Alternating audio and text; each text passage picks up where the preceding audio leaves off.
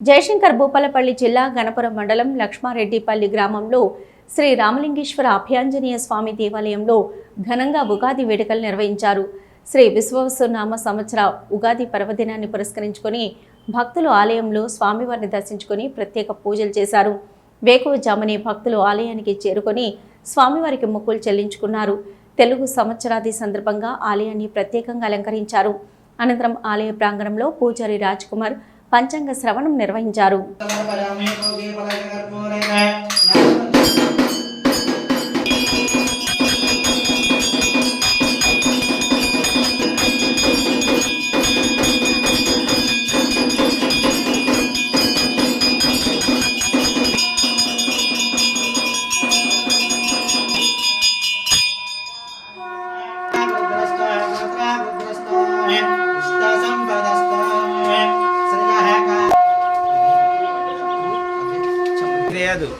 పాదాల కడే